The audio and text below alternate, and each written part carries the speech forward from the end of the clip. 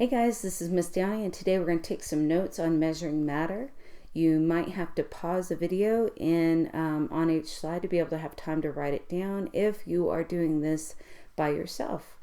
And measuring matter is the title, so let's go ahead and write down measuring matter and whatever today's date is. On this particular slide, all I want you to write down is the word mixture and these two different types.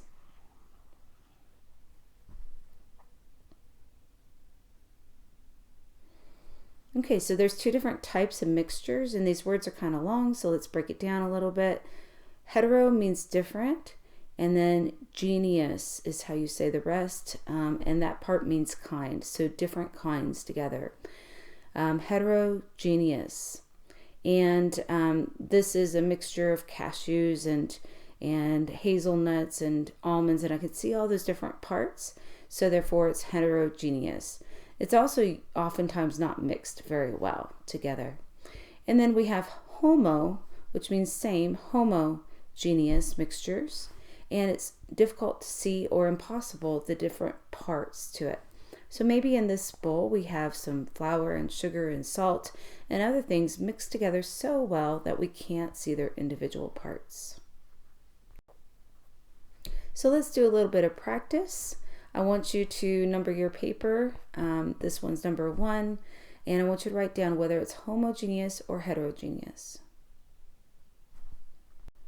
And then here's number 2, whether it's homogeneous or heterogeneous.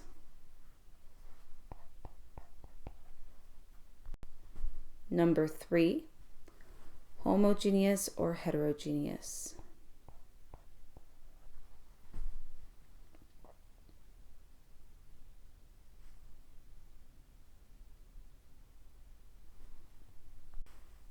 Okay, so let's go over some of the answers you've already had. Number 1 was a heterogeneous mixture because we had an unevenly mixed parts, and you could see the different parts as well. So it was kind of like that. It was heterogeneous. Number 2 was where we had the carrots and the peppers and all the other vegetables on a platter together, and that was heterogeneous because we could see the different parts. Now this one, brass, is homogeneous because it's a mixture of metal. Brass is copper and zinc. Mixing metals together oftentimes makes a metal that might be stronger or have better properties than it did before. Okay, go ahead and write down number 4 and record whether it's homogeneous or heterogeneous.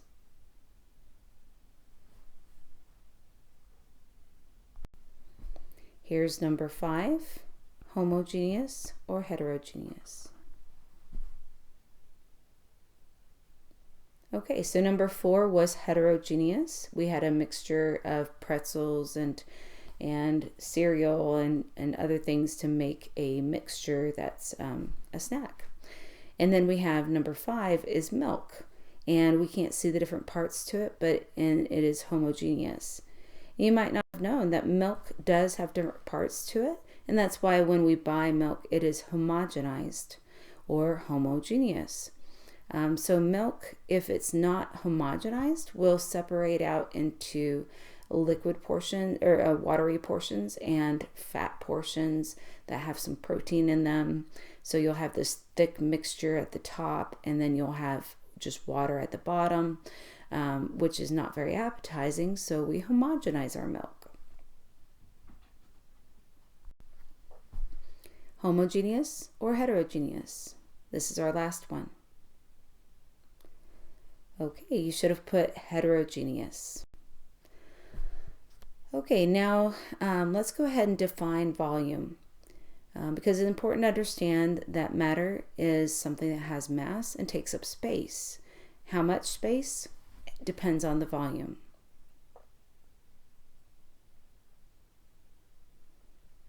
And this picture right here helps you to understand volume in a hopefully very relatable manner because we have Yellowstone just down the way from us. And Yellowstone is a super volcano that has erupted multiple times throughout history.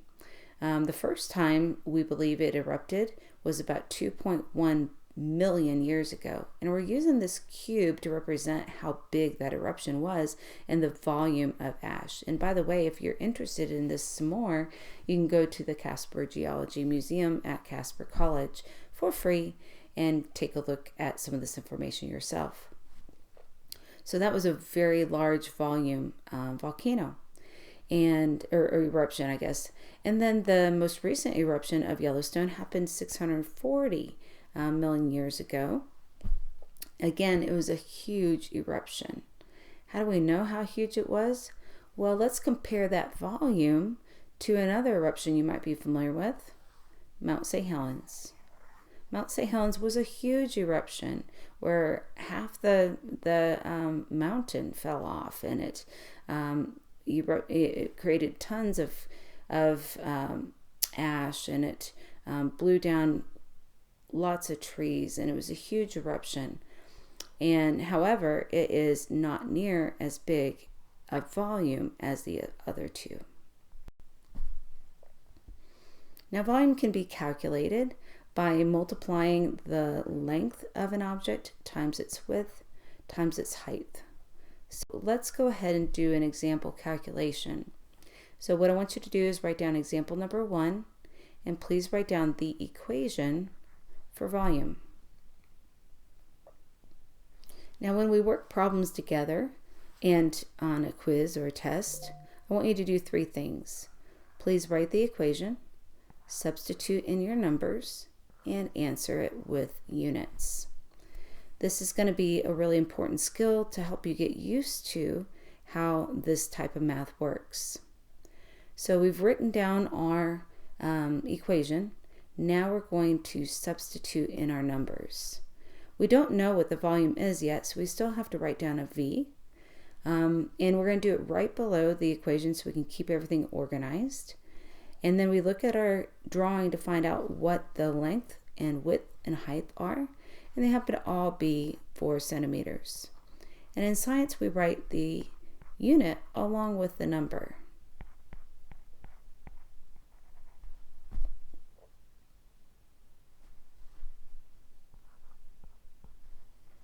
When we multiply 4 times 4 times 4, we get 64. So we're going to write down our answer. The volume is 64, but we have to have units as well. And when you have centimeter times centimeter times centimeter, you're going to get centimeters cubed. So the unit for volume in this case is centimeters cubed. We'll circle our answer, and then we're done.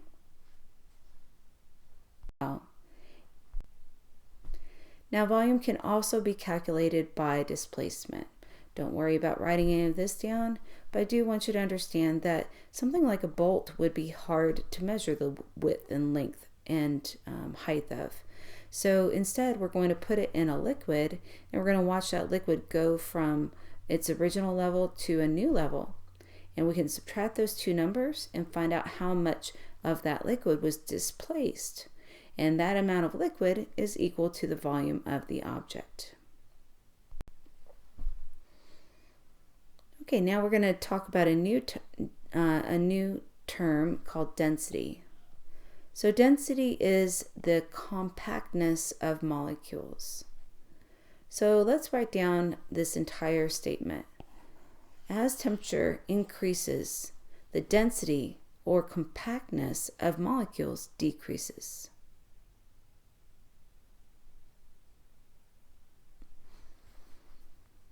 And the example I have here is of cold air and hot air. So when we can't see the atoms or the molecules, we can draw them instead and imagine what they would look like. And if you could see them, this is what they might look like. So for cold air, those molecules don't have very much energy because the heat and temperature give the molecules energy. And since they don't have very much energy, the cold air molecules are moving somewhat slowly. And then they hit each other and they bounce off, but not very far, so they're pretty compact or dense. Comparing to that hot air, these molecules are moving around much faster because they have more energy from the heat, and they will bounce off of each other and spread out. And that spreading out results in a less compact amount of molecules. And the more spread out the molecules are, the less dense they are. Notice the volume is the same in both cases, but we have less mass in the hot air. So that makes it less dense.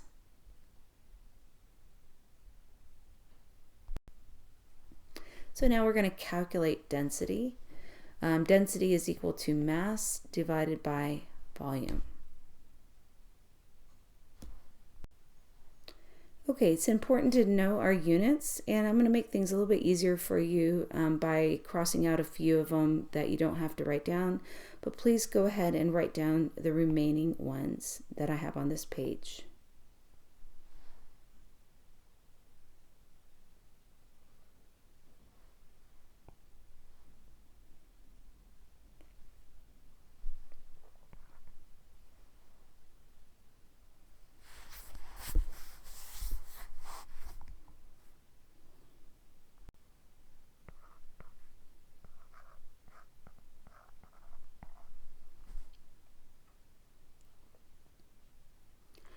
Okay, so mass is measured in grams, and if it's a larger amount, we'll use kilograms. Volume is measured in milliliters or centimeters, as we found out when we calculated it.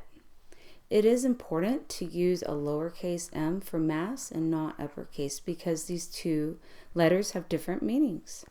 And we're using an uppercase V for volume and an uppercase D for density.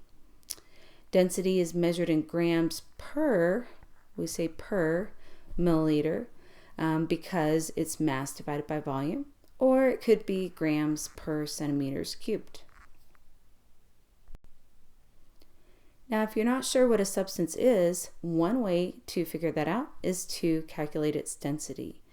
So what we're going to do is we're going to calculate the density of gold. So let's make this example number 2.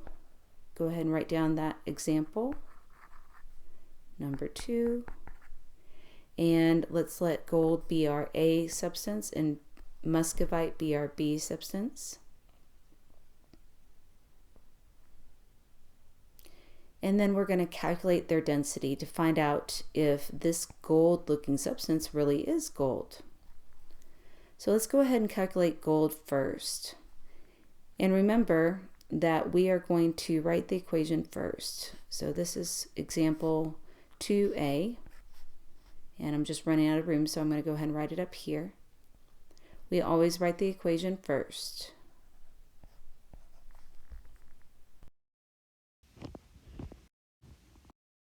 Plug in the numbers where they go. So the mass of gold is 284, so we're going to write that down for the m. We don't know what density is, so we're going to still write a D for density. And then the volume was given to us as 14.7 centimeters cubed.